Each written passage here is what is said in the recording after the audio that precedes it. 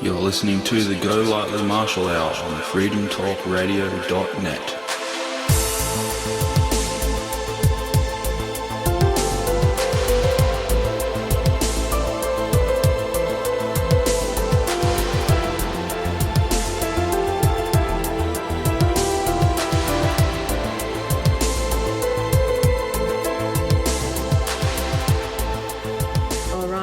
Show number 23, due to air in 1 hour and 40 minutes, so we've got to get moving right along so that this can go up. Yes. It's, Now, Joel suggested that we talk about all the events surrounding Pope Benedict last year, his announcement, and what was going on behind the scenes, what led to it. Yes, well, the monster in the kindergarten here, you might say, is this idiot from Canada.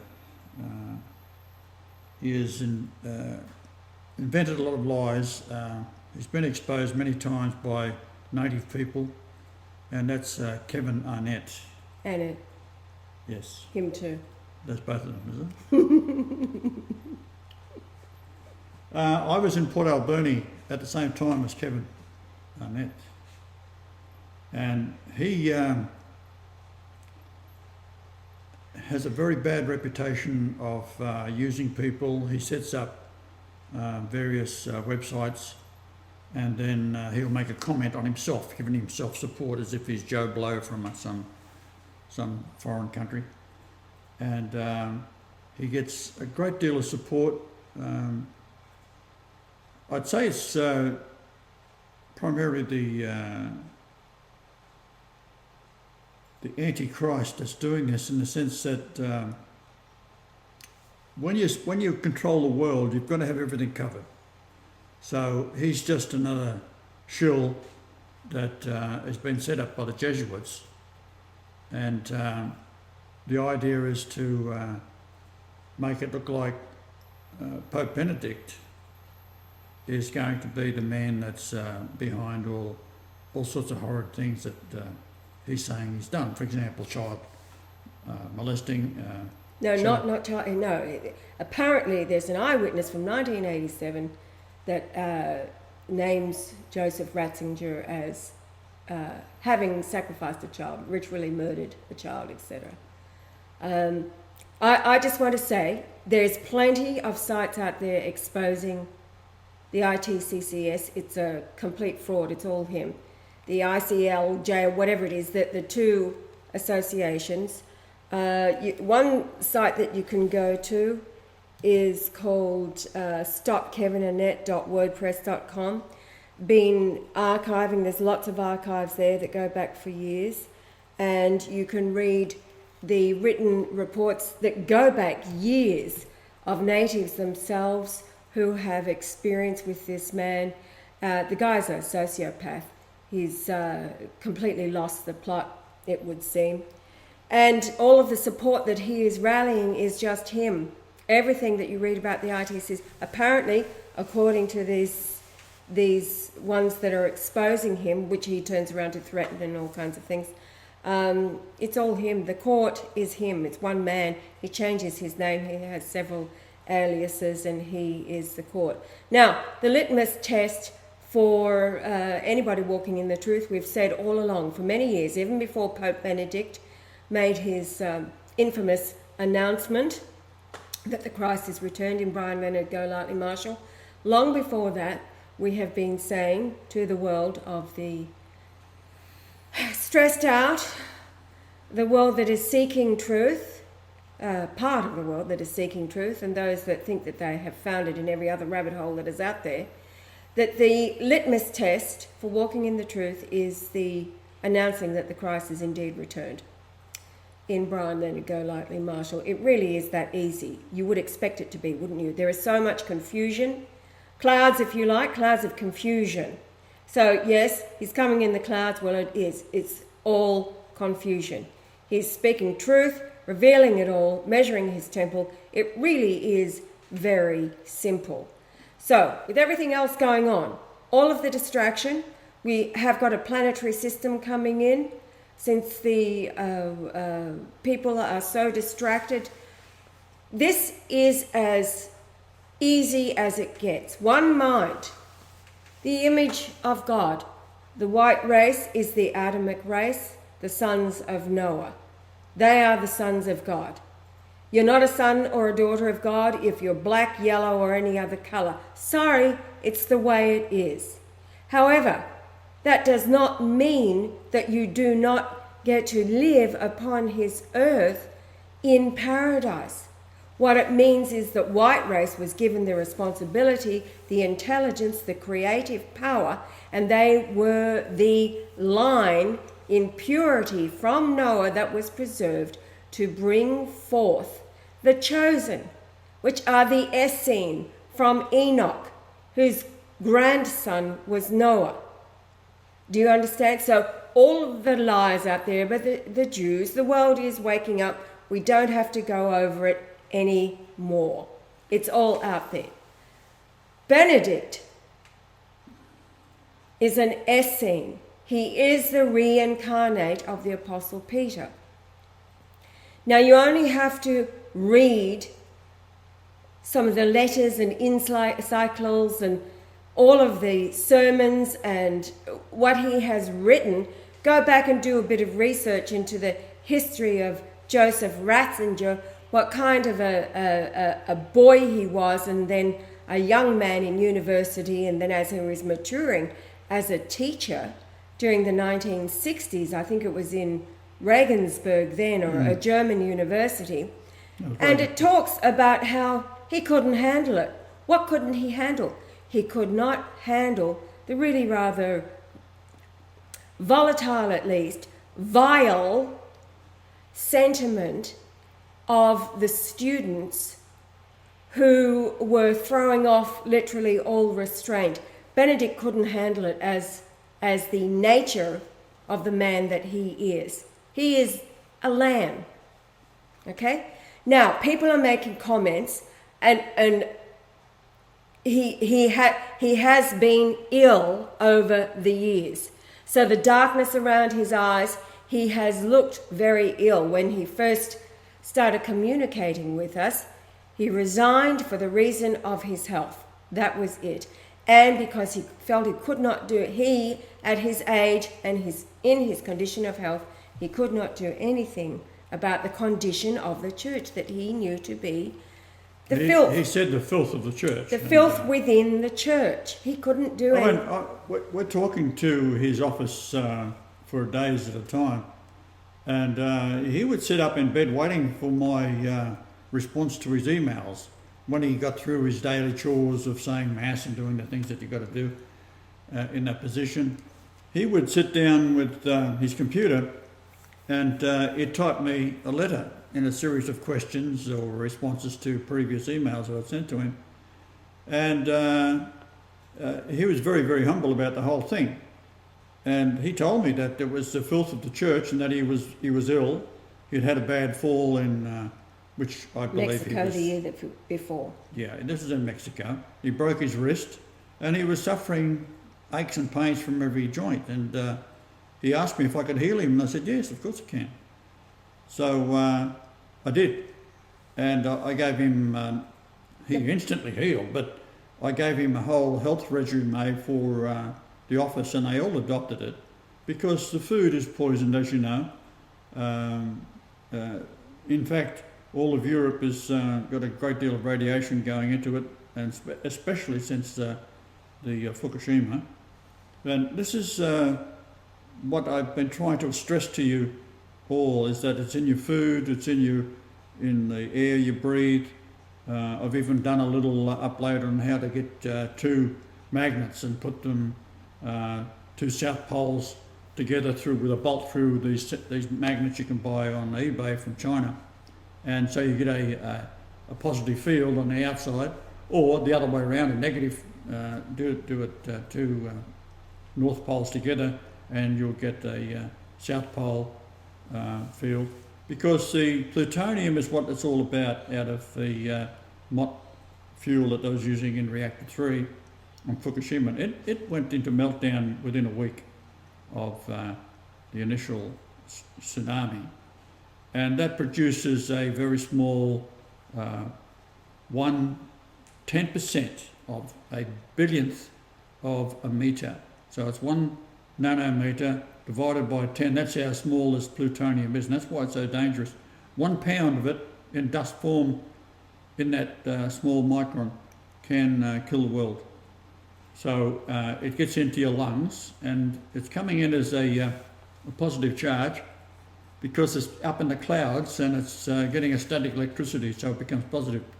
So the only thing to keep it away from you is to have a positive magnet around your neck, and if it gets into your lungs, and I believe the latest report is if you're living in North America, you're getting 5 hot particles per day. You breathe in 10 cubic metres of air per day, so there's 1 hot particle for every 2 cubic metres, and it's going to get worse.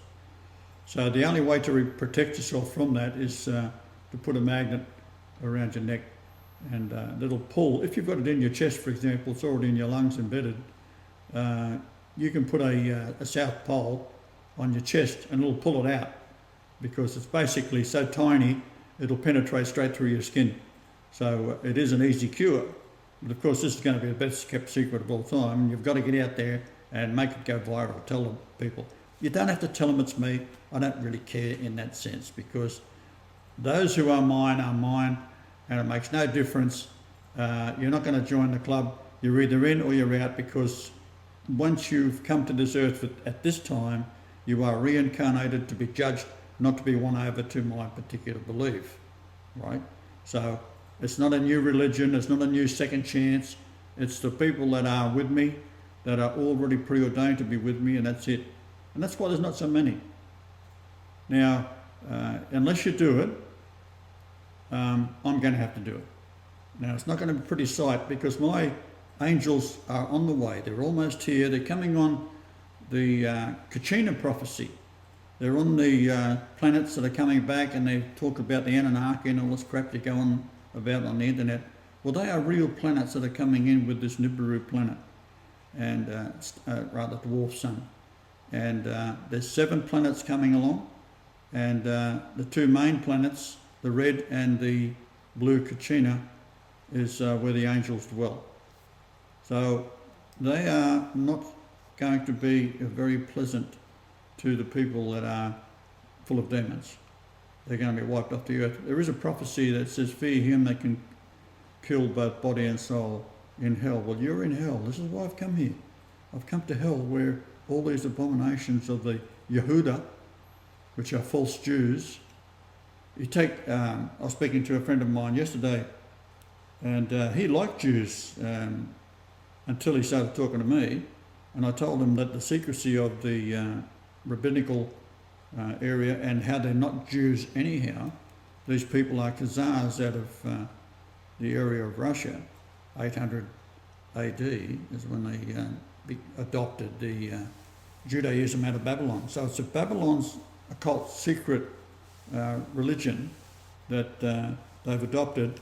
Before that, they were a phallic serpent cult.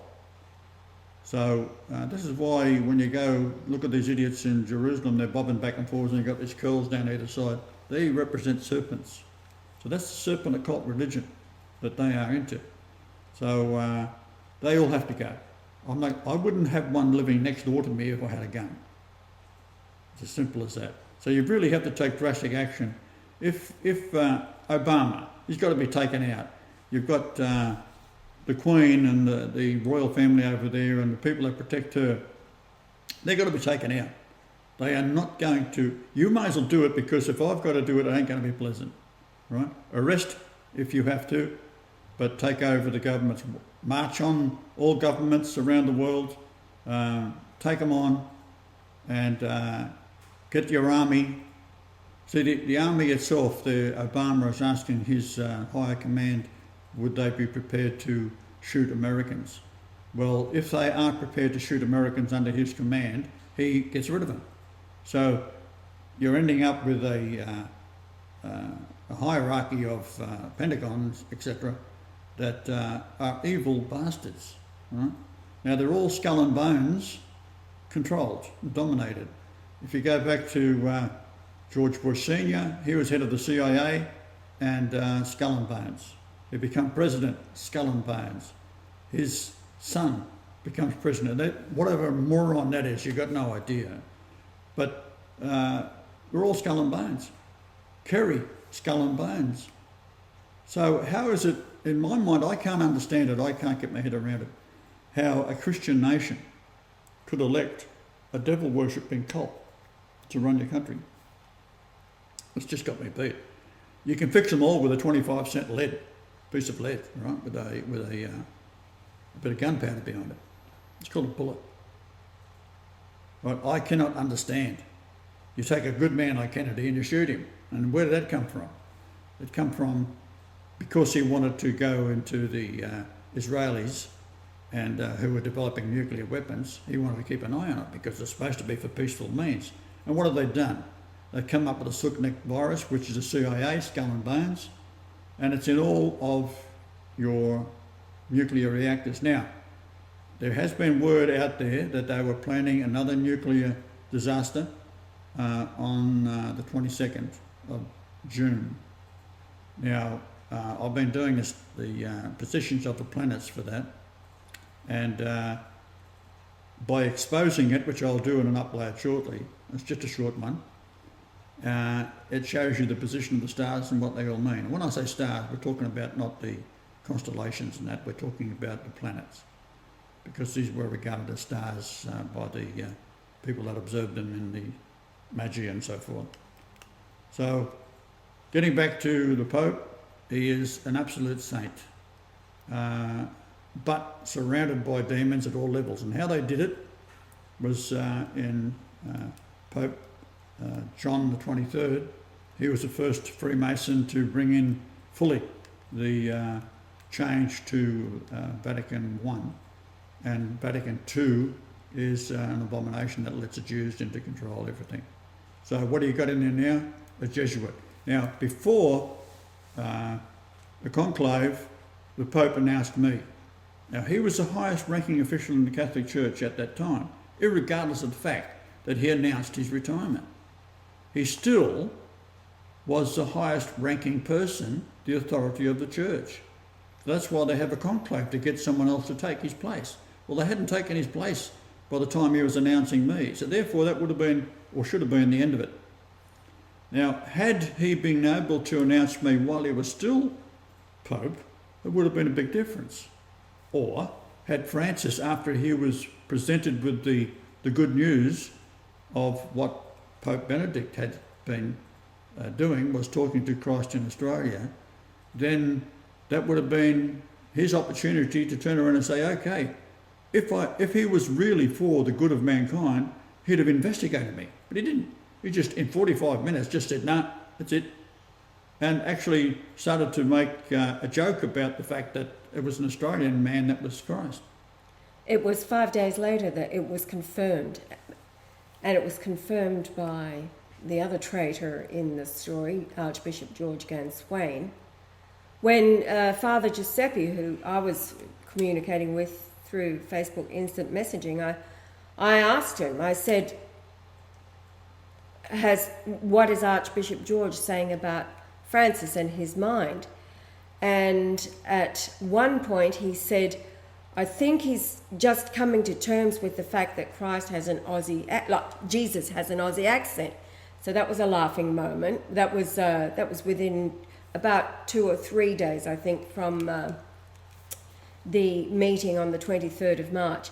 But then 5 days later, 2 days after that, I again asked, and Father Giuseppe phoned Archbishop George and said, you know, what's going on? Where is the mind of Francis at? And George's response was, sadly, he will not accept it.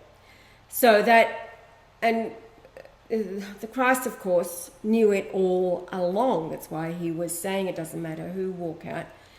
It will be the biblical Antichrist, and a bullet will save the world a lot of grief. But we have to go through this fulfilling of all prophecy, the fullness of times. Everything has to reach its fullness. So we, after learning of Benedict's house arrest Giuseppe confirmed indeed he is a prisoner of the Vatican. He knew immediately, the apostolic letter was to be released on the 24th of March. There was a delay getting it finished because Pope Benedict, he writes everything by manuscript, handwriting. And Giuseppe was the one that realised, oh my God, it has to be translated into English so that, because they told us we would have it on the 24th, they would send us the copy of it and then release to the internet for our disciples. And it was Giuseppe, he said, there's been a glitch.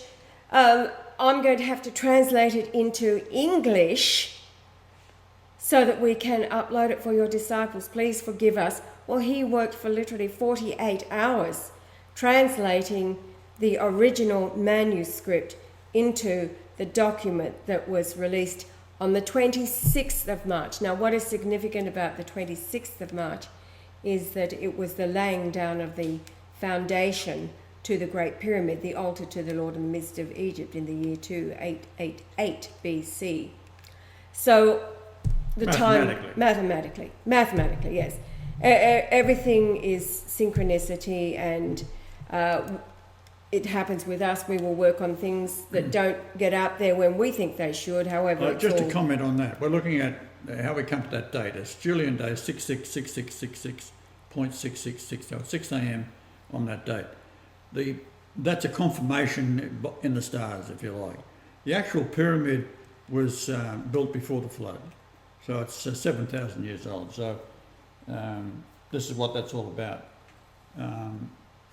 The builders of it were the descendants of Enoch. Enoch was an Essene, the oldest religion, because it's all truth that's brought to you from the stars. That's why you can go into the book of Job, who was an actual figure, spoke Aramaic. If you look in your Bible, it's written in Aramaic, and the original is not written in Hebrew. And Methuselah lived a very long life. And of course, once the pyramid was built, then the flood came. That is why around the Sphinx itself, it was the rejected capstone, because this is a prophecy. The structure was built, laid out on 100 solar years, 365, 24.24 pyramid inches. That's 100 solar years, when 1 pyramid inch equals a day. So then they shrunk it inwards. This is the Solomon part, who takes on Moloch and the present day Jews. In the Bohemian Grove, for example, is 3091 nautical miles from the North Pole, and it's in California, just near the coast above San Francisco. So San Francisco, Sodom and Gomorrah, and that number is Lot in the Greek New Testament. But it's also Joshua in the Old Testament. So here you have your Joshua, which is the same name in Greek, would be Jesus, but it's not to be confused with one with the other. However, it was Joshua who defied the ramblings of the God of Moses not to go into the promised land, but he went anyhow. As soon as Moses dropped dead, he was across into the promised land, back over the Jordan, where they already come from Egypt. They had to cross through the Holy Lands to get there, across the Jordan. So it's all these codes. It's not literally something that happened. It's just a story, but the story is such written by idiots, and they make all these mistakes along the way. So there are parts of the Old Testament you can rely on.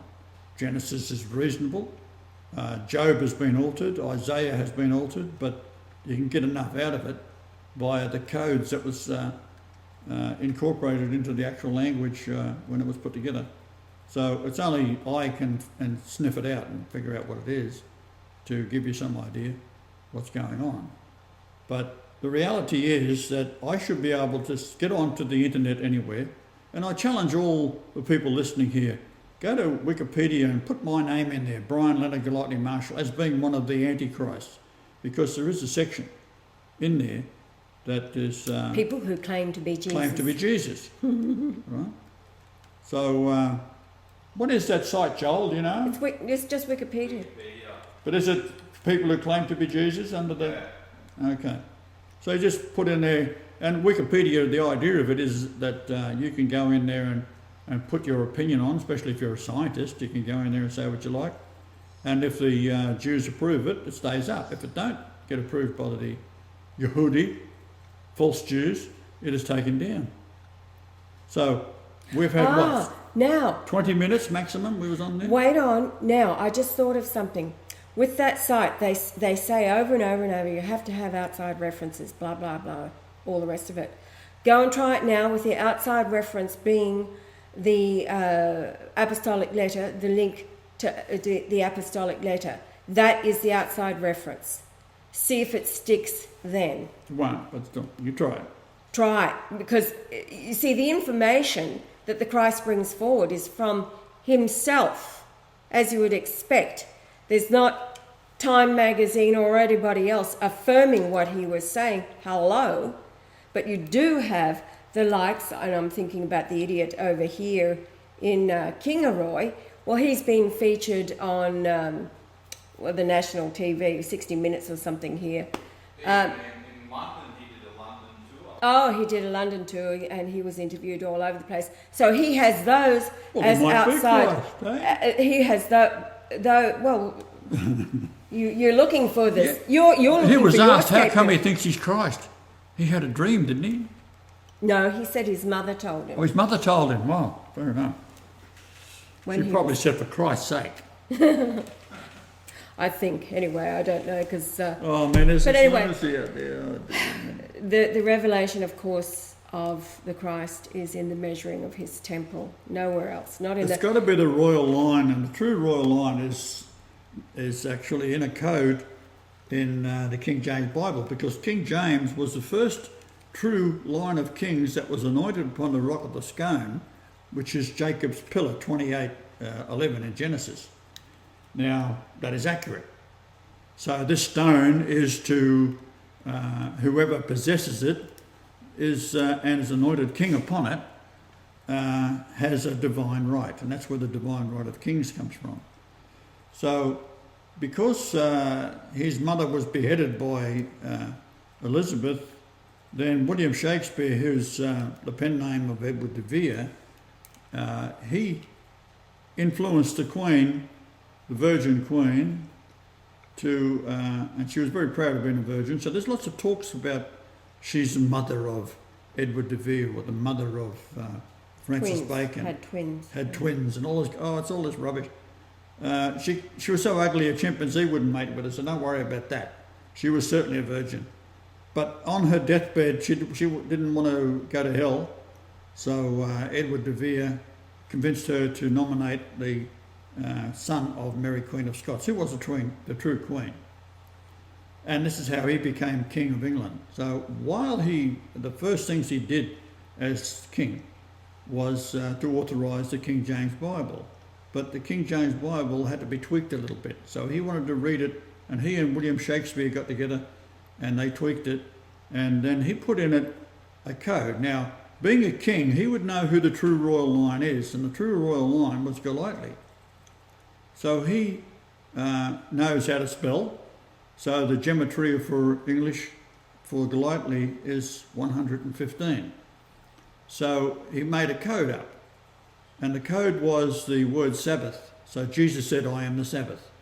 So he knows that when Jesus comes back, he's going to be the comforter, and that he's got to have some way of being identified by the Bible. And what he did, he took the word Sabbath, he made all the spelling of the Sabbath in lowercase, and he made 115 to fit. Now, there may have been more, there may have been less. And this is what the King and Edward de Vere, William Shakespeare did. They tweaked it. So if, let's say, there was an extra Sabbath in there, or an extra 20, who knows? And he brought it down to 115 to line up with the name Golightly, to give you the king's name. So this is the kind of thing that I've been putting out there for years. Now, the point is, I've always said that if in an honest world you're waiting for Christ to show up, you should have in every post office of the world a Christ application form. And you walk in fill it out and say, right, what's your credentials? Are you royalty? If you're not, well, that gets torn up and thrown in the bin. But keep all the ones that are royal. And then you say, well, which royals are they? Are they true royals or not? Well, with my family, it's not only is it the true royal of Scotland, it's the true royal of England, through the Habsburgs, which is the Harrison line, which come over in 847 before the Habsburgs fell into disarray and temptations of the devil, which was the problem at the time of the First World War and the Second World War with Hitler. Because he saw the bankers and the royals living high on the hog, and the people were starving. That was supporting them. So that's what Hitler was all about. Now, Hitler was a saint, right? So, as I cannot get onto the mainstream media, all you hear about Hitler is what an arsehole he was. In actual fact, there's thousands of people that went through the Holocaust that didn't happen because there was no Holocaust. It just didn't happen. And you get people, there was a priest who was coming out to Australia just a little while ago, and he's a logical man. He looks at the evidence and he said, well, he doesn't see the evidence of the Holocaust. Based on that, there's been 100 groups of Jews around the world that are protesting and cause the Australian government, which are also demonised, to stop him coming to Australia to do a tour this month. Right? They're fearing that he's going to come out, because we've contacted him, that he's going to come out and talk to me. This is what it's all about. freedomtalkradio.net. So truth is the thing that's suppressed. That's why the words were in the New Testament, the truth will set you free. Well, what's it setting you free from? All these bloody lies of these bastards that control all the media. Now, I've said to you before that they're poisoning you with your food. This is out of the protocols of Zion, that this is what they're going to do to you. Not only do they get you with the food, they get you with the air, they get you with the clothes you wear, they get you with the soap powders that you use in your washing machine, they get it with your smart meters that give you a radiation in the house. They can spy on you through your internet connection and through your webcam. They can listen to every keystroke and watch what you're doing. Right? They can see what you're writing on the screen, because that is, well, as you know, all these computers are connected together. And you cannot buy a computer. It's against the law to buy a computer unless it can be backdoored by the government. So you don't have to worry about whether your emails have been tampered with or not. They can see you writing the damn things. Right? Now, that gives you Pine Gap. Then it gives you, which was a Tesla invention, really. Pine Gap, I met a fellow in a very strange way. He said that he had been working in America and got radiation poisoning, and then he came back to Australia. He was a brilliant physicist, and he was offered a job because if he had top security clearance with America to work at Pine Gap, which is all Americans. And he said to me, what do you think's out there? And I said, well, I think it's got something to do with the emails. He said, oh no. He said, that is so. He said, but the thickest part of the Earth's crust is in Australia. And it's like a plate upside down. Underneath Australia, there's these gigantic subterranean chambers of water, fresh water, and under Pine Gap itself, there's a link to the sea. Now, that's 555 miles from the coast. He said you could put every ship in the world in there. There's an entrance along, it's called Bass Strait. It faces Antarctica. He said it's gigantic. He said what they do is they cause the 8-kilometre mile antenna they drill down into the Earth's crust there to vibrate. And that vibration can cause weather changes. So we had 18 years of drought here, unheard of in Australia.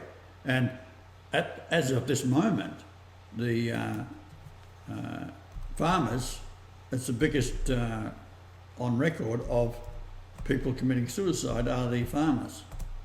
Some people have been on the farms for 150 years in their families. And then finally the farms, not only are they not producing, but if they have cattle, then this idiot who was bitching about the cattle being butchered in Indonesia, which is called halal, they've got to do it in a certain religious way, and it doesn't hurt the cattle at all, right? Whereas they do it in Australia, cattle are pushed through in a line into the abattoirs, and then they fire a piston with a cylinder pin on the end into their brain and kill them.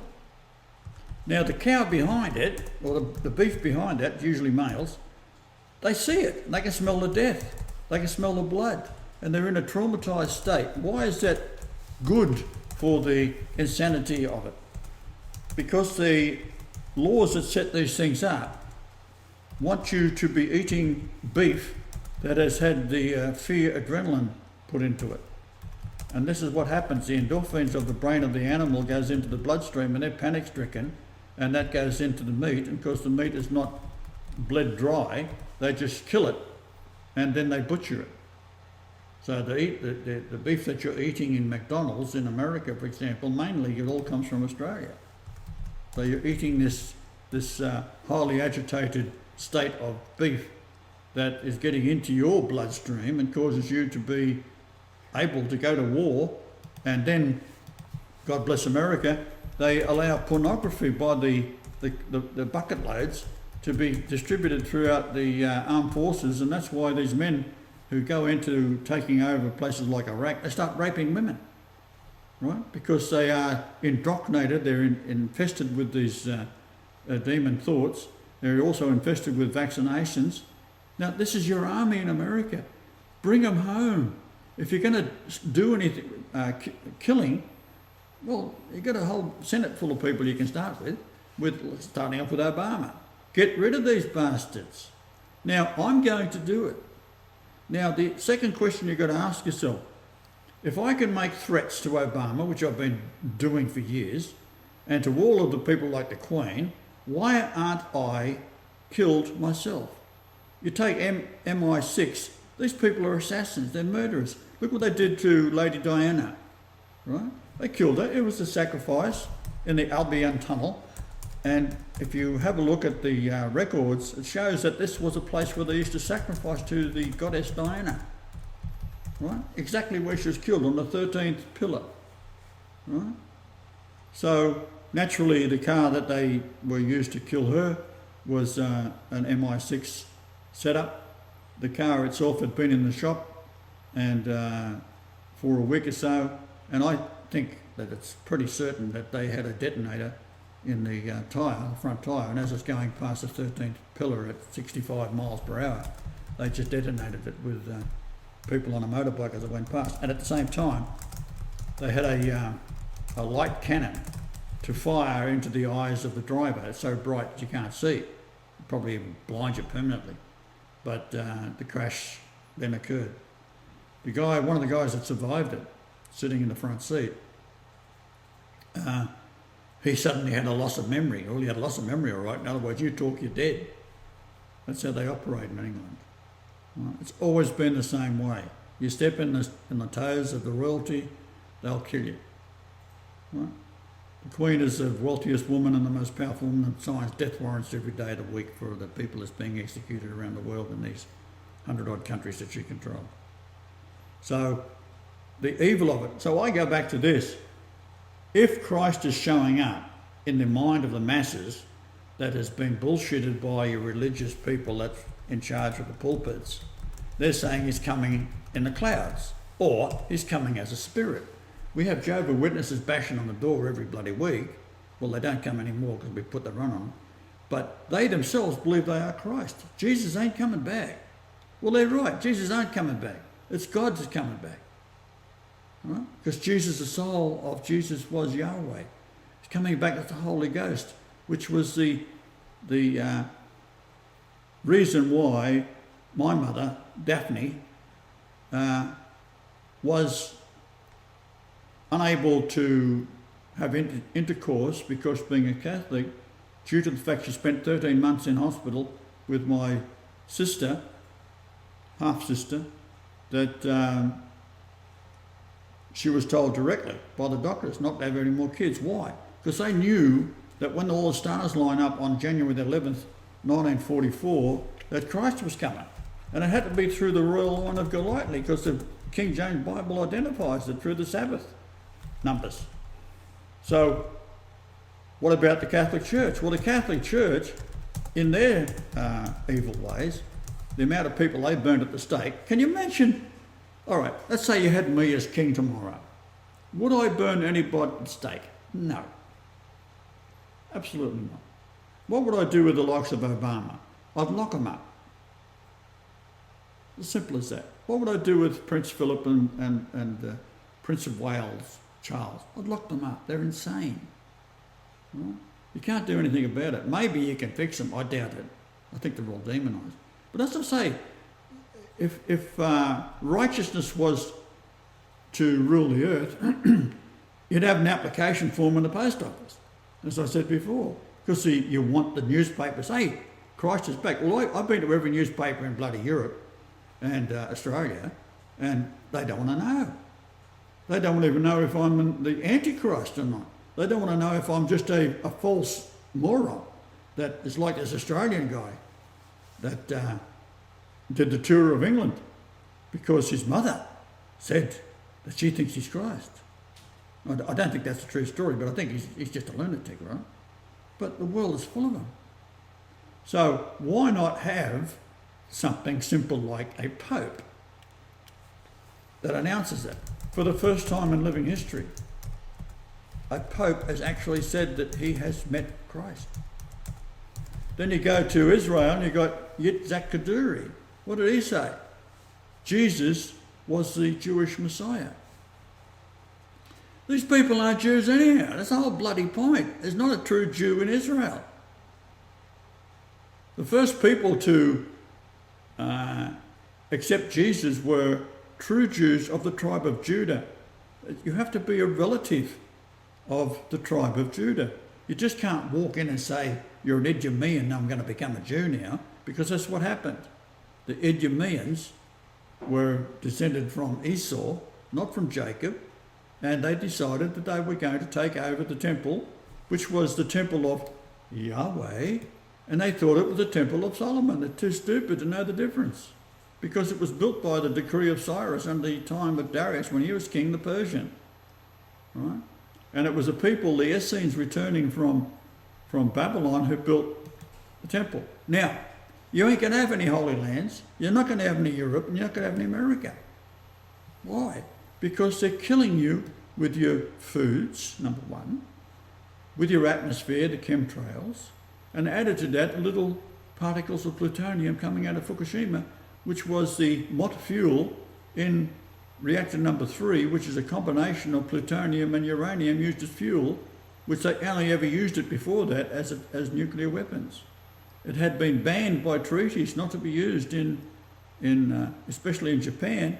They had a law passed that they would not be installing this stuff, yet they still installed it. Who did it? Israel. This is what it's all about. So how about a little bit of truth out there instead? Like, send a couple of 100 bloody people over to talk to me, right? I'll talk to you for half an hour and I'll convince you that I am Christ. It's as simple as that. Right? All we need is honest people. We've got it written in the stars, we've got it in the Bible, we've got it in my genetics. It's an amazing thing. I even myself, although I've done all this over the years, I've done thousands of proofs, if you like, in the way of Bible numbers and references and locations and distances and so forth from here to there. You would think that God would create the earth in the way that they created buildings in the old days, or if a king was to build a city, everything would have his name encoded in it in some sort of gematria in Hebrew or whatever the language they were speaking.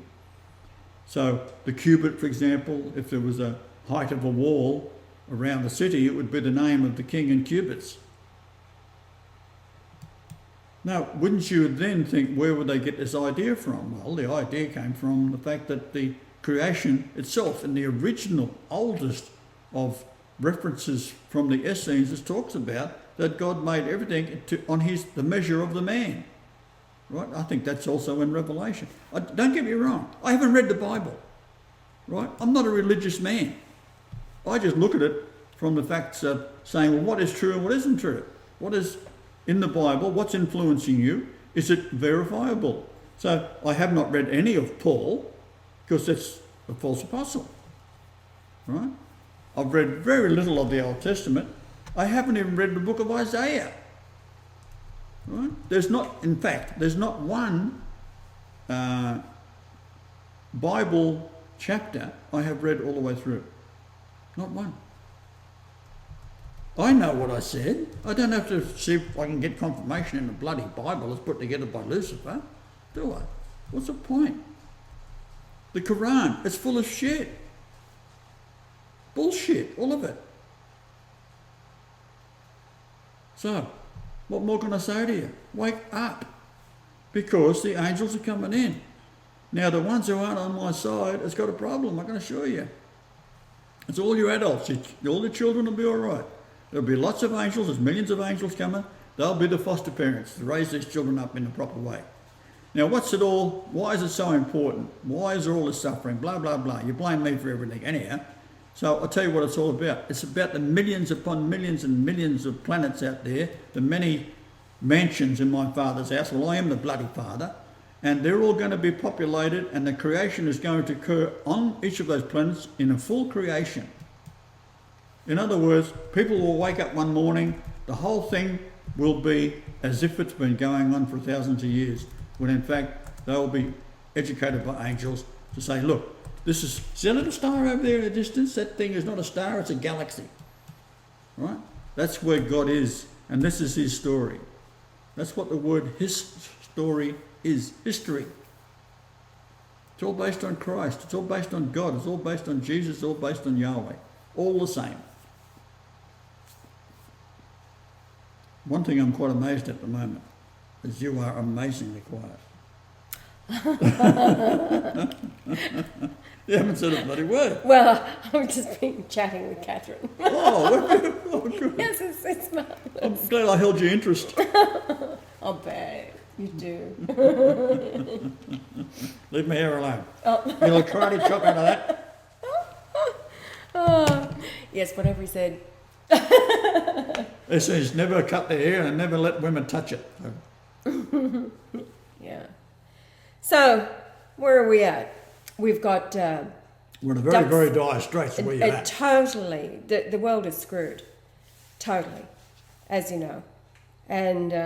what are they saying in America now? They're making governments coming out, oh, it's all right, there's hardly any radiation difference, all above the levels, it's okay. And they're allowing Mexican immigrants through the border flooding. And the immigrants themselves, the illegal immigrants, are telling the border guards, you will not hold me, you will let me go, I'm going to my sister, and your government is going to look after me. It's happening in every nation.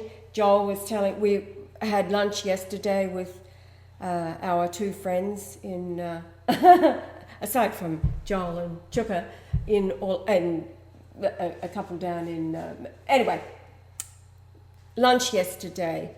Peter was telling us of what happened to a group of four men and a woman who lived together in a house as, renters. They just rent rooms, but they were having a meal at a pub in Melbourne. Recently, outside there were a gang of 40, he said, black people from Africa, recent immigrants, and the group was set upon. Each one of them was bashed. One remained in the pub, he didn't go out. Each one was bashed to severity. The good news is that Fred, who is the artist we've talked about before... Well, he had scars on his face and a big lump on his head. 2 days after the bashing, Peter phoned Fred, how are you feeling? And he goes, oh my God, I've got a lump on my head, I'm this, I'm that. He was in pain, cuts on his face. So Peter says, don't worry, I'm talking to Jesus, you'll be just fine. Meaning Brian.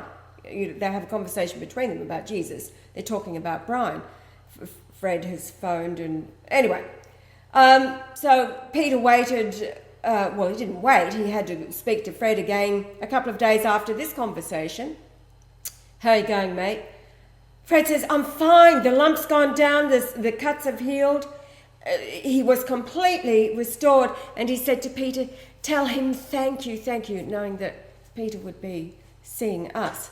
So that's the creative force that each one of you have within you when you believe. Now the Jews have gone out of the way to divide the entire world so that all factions are fighting each other and that nobody believes the Christ. For the Christians out there who might be listening, although they're the first ones to reject, you know the scriptures which are accurate. Will he find faith on the earth when he returns? Well, I can tell you, if he were fronting up as the floaty ghost riding 1,000-foot high horse in the clouds or whatever, there'd be plenty of faith on the earth. So how is it possible? Will I find faith upon the earth when he returns? That's because the way he comes is the way he went. The way he went as he was taken up in the clouds by an angel not visible to the human eye, under each arm the body of flesh containing the soul of God. The way he went was the same way he will return, as a man, through the body of flesh of his mother, who would immaculately conceive him, the Holy Ghost, once again. So you're reading the scriptures having no understanding. You cannot comprehend them at all. Well, you're reading a Lucifer translation, right? Mm. It's not the Essene translation at all. That's the whole bloody point. You're reading a Lucifer document. They've taken some of the Gospels that comes out of the Essene and manipulated and tweaked them. Now, in doing so, you can then cross-reference that to looking at what the actual Essene Gospels are, which is much older, of course, and they were at the time as said, written down as said. So it was none of this 200 years later they're going to write it all down. I mean, Australia's 200 years old, right? So can you imagine someone walking around now yapping on about what Cook said to Bligh on the ship? Right? It's ridiculous. But the actual record is in the Gospels of the Essenes. The same with the Dead Sea Scrolls. It's got the original works of a copy of Isaiah, for example. Right? So who do you let translate it? Who do you let in control of it? What was this 7-day war all about? Right? They instantly went and took control of the Dead Sea Scrolls, which were being translated under a guy called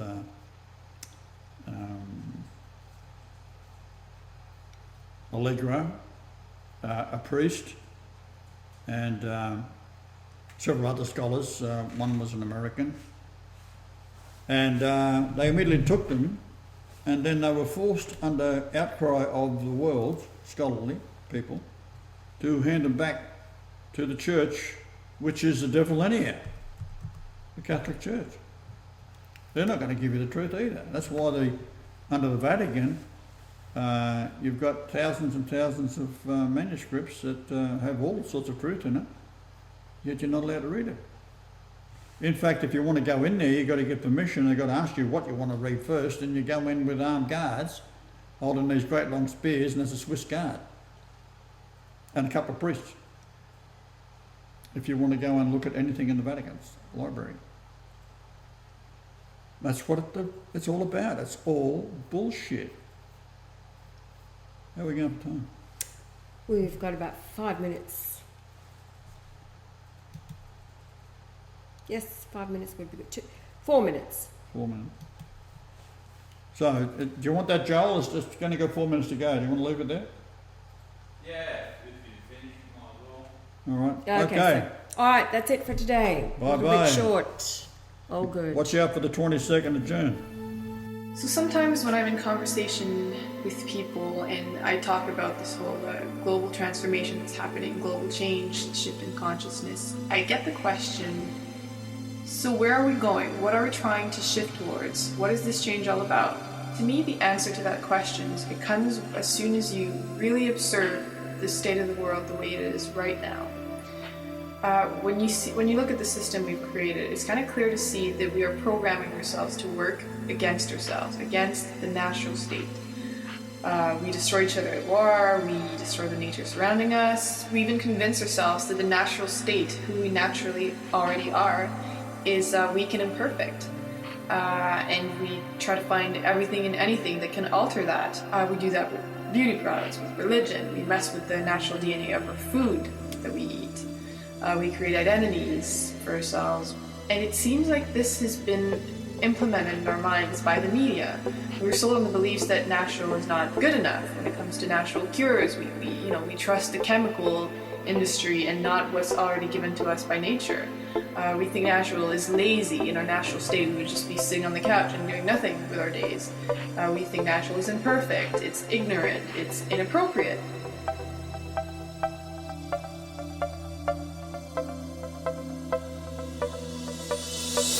And most of all, we think that nature is separate from us.